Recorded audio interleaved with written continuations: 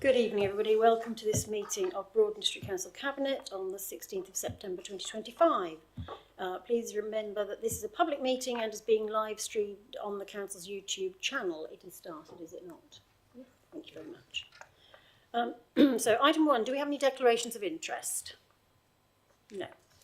Apologies for absence.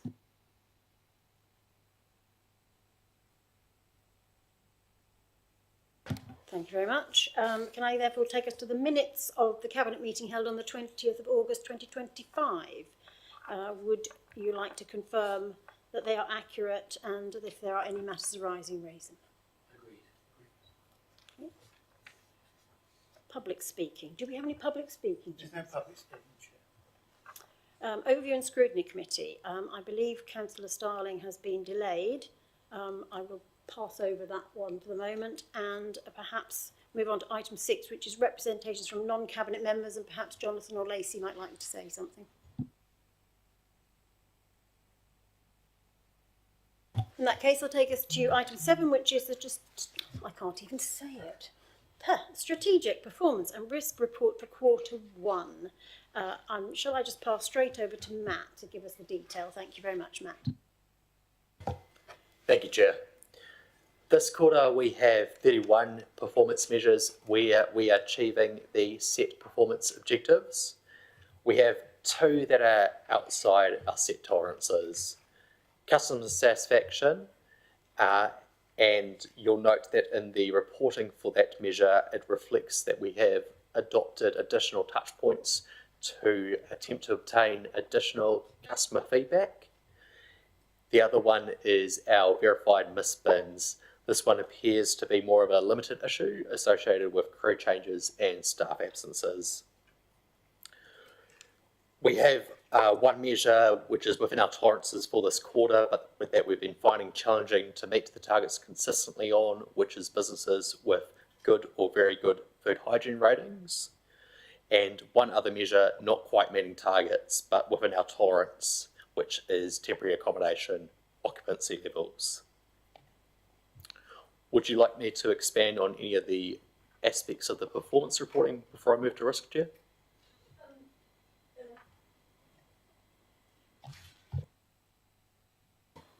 I think maybe, perhaps the waste one, perhaps Jan might like to comment on, because I think we did have a discussion about this, didn't we, Jan? You might have something else you'd like to add, if that's all right, and then we'll come on to the...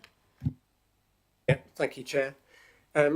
Yes, I mean, it's the number of missed bins is still quite a very small percentage of all residents' collections, 0.042%. But we do want to maintain high service standards, and we are looking into that. I have made some inquiries about it.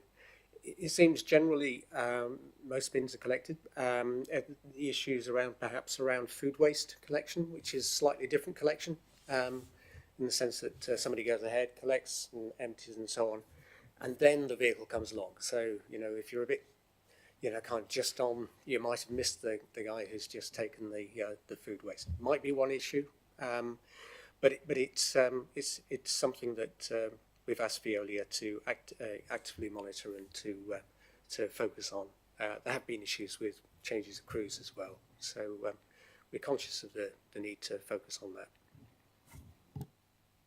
So basically, somebody picks up the food waste and puts it in a bigger bin, and then they take it to the lorry. So, but if so the lorry comes along, and if you've just rushed out with your food bin, you might be. Oh, I get it. Okay. So that you're going to get that looked. Yeah. Okay. So, but anyway, as long as we're going to look into that and see, but it still is a very small percentage, isn't it? So, anybody else want to comment on anything else on the performance?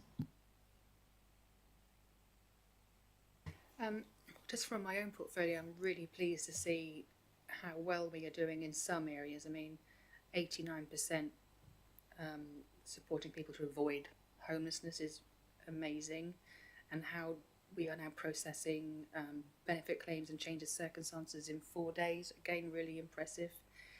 And I think the double-edged sword of people being supported via the Help Hub, it's really good that we're able to get them that help, but at the same time it's disappointing that so many people do need help, but thank goodness we do have the Help Hub here, because as we can see, it prevents homelessness and we can direct them to so many other areas of support. So again, well done to the team who are doing all this, making it happen. I'm really pleased to seeing everything going in the right direction.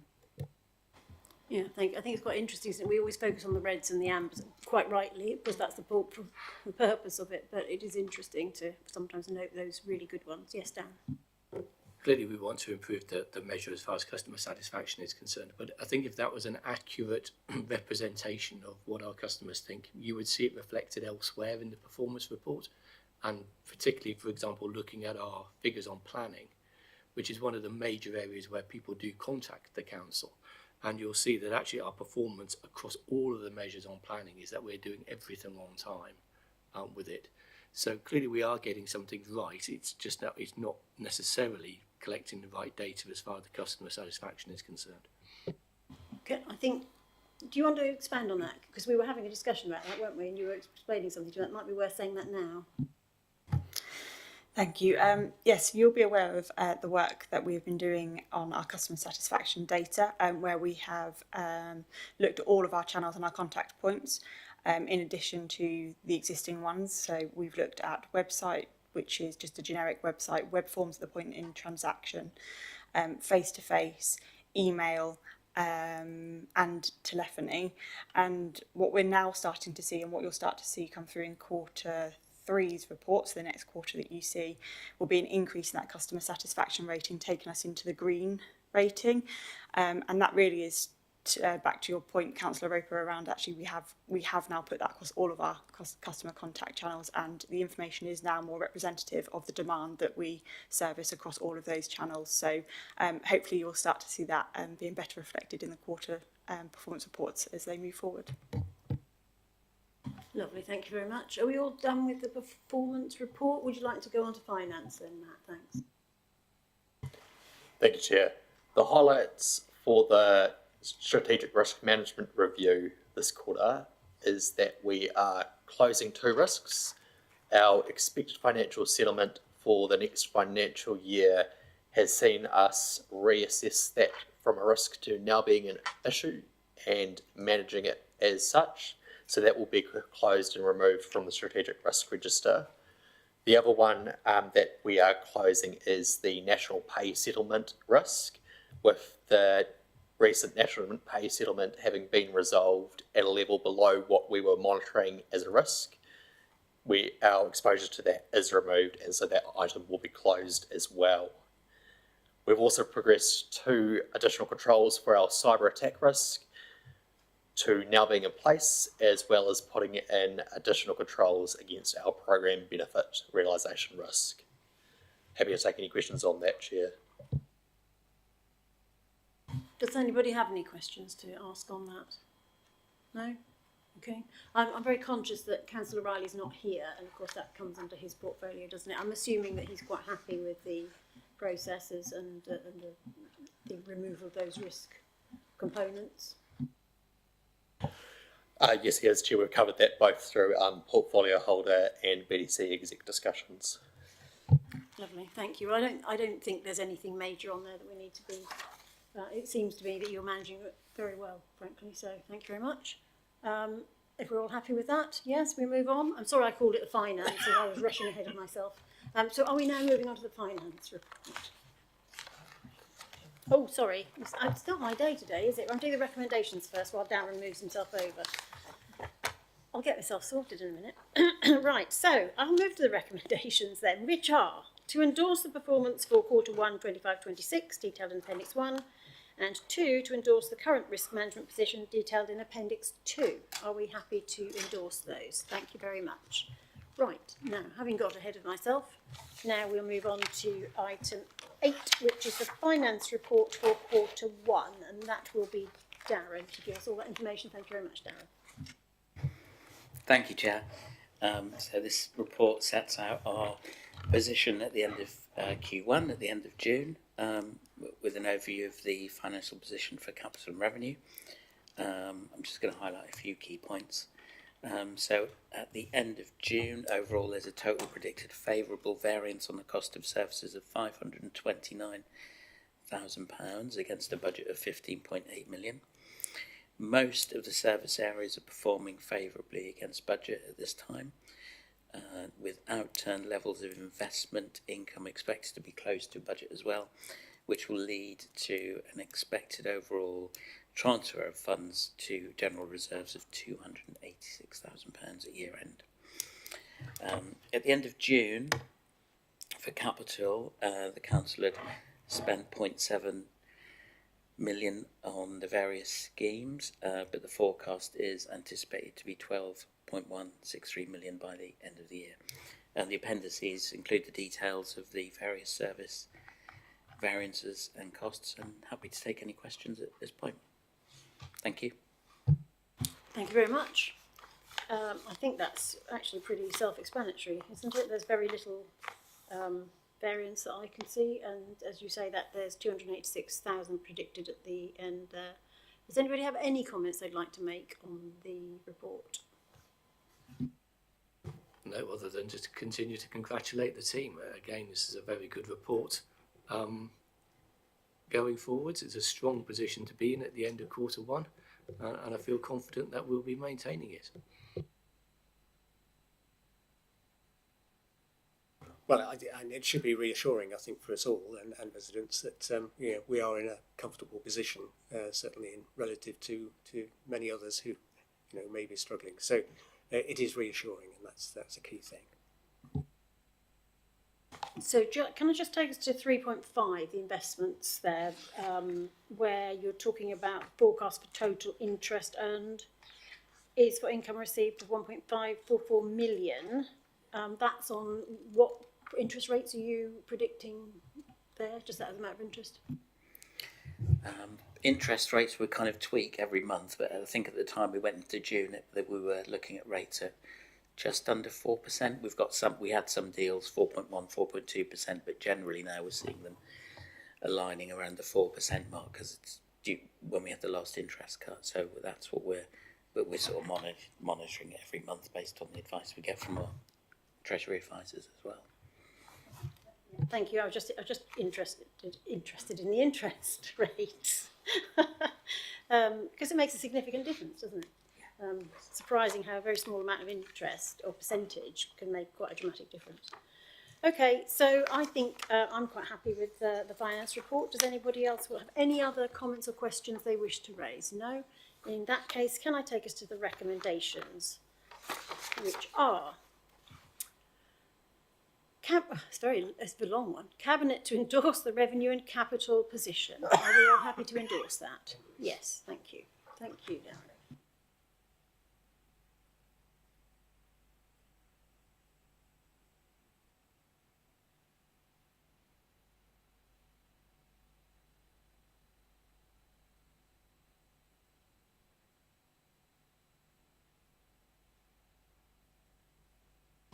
Lovely then. That takes us to item 9, which is the review of the Norfolk Strategic Planning Framework. And that's not Adam, that's Phil, isn't it? Phil, you're going to be introducing this one, are you? And that would be great. Thank you. Okay, yes, of course.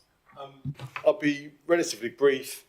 Norfolk Strategic Planning Forum and the associated framework that's in front of you is an important umbrella document and forum in the local plan making process across Norfolk. For those familiar with the term duty to cooperate, there's a requirement that authorities and plan making bodies work collaboratively and across borders. And this document provides that collaboration and that coordination.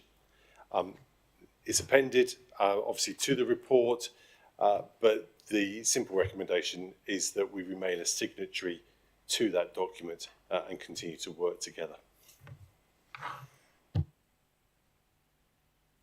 Thank you, Dan. Would you like to add anything to that? Well, as it outlines in paragraph 1.3, this is an incremental process that it began in 2016. This is now the 4th version of the document, which adapts to the times as far as government policy is concerned. All that we're required to do tonight as a cabinet is to recommend it goes to council, and I would suggest that we do that and remain a signatory. Yeah, lovely. Thank you very much. Oh, yes, Jan. Well, I'm conscious we haven't had the report from overview and scrutiny, but I think a couple of points were made there in relation to going forward, the infrastructure to support future development in the district and the area covered by in the county as a whole. So I suppose it's just highlighting the fact that we do have issues in terms of sewage facilities, in terms of our water resources to be able to support that development. So it's just recognising that we do have significant challenges going ahead, and that clearly we need this collaboration to be able to ensure that there's a matching of the of what we need with the resources that are available. And that's crucial. So yes, we do need it. Certainly endorse it, but just recognising the challenges going ahead. Thank you. Yes. Is there anything major, Phil, that's been updated, that's been changed from this document from previous ones? Anything that you think ought to be elaborated on? No, there's nothing. I mean, it's been pretty consistent. There's nothing fundamentally different or a significant shift that's been added to this document. It has been an evolution, as Councillor Rope has described. Thank you. Then in that case, can I then take us to the recommendation? So basically, Cabinet recommend that Council endorses the update to the Norfolk Strategic Planning Framework and agrees to remain a signatory to the NSPF. Are we all happy to do that? Yes, lovely. Thank you very much. Thanks, Phil.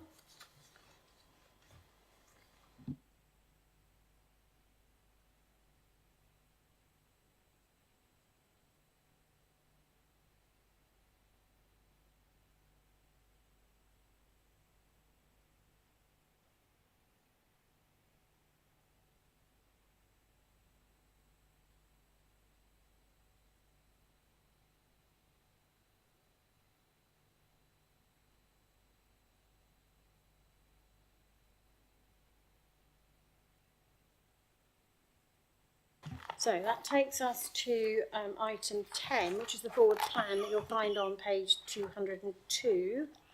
Does anybody have any comments on any of the items that are sitting in that report or in that set of items? No?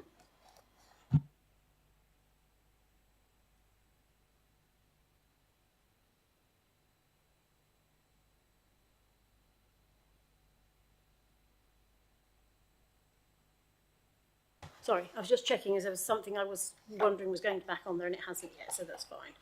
I don't think there's anything unexpected on there. We're actually getting through them pretty much at the pace we expected, are we not? So I think well, I'm happy to accept the forward plan and move on to item 11, which is the exclusion of the press and public. I move that the press and public be excluded from the meeting for the remaining items of business because otherwise information which is exempt information by virtue of paragraph 3 of part 1 of schedule 12A of the Local Government Act 1972 as amended by the Local Government Access to Information Variation Order 2006 would be disclosed to them.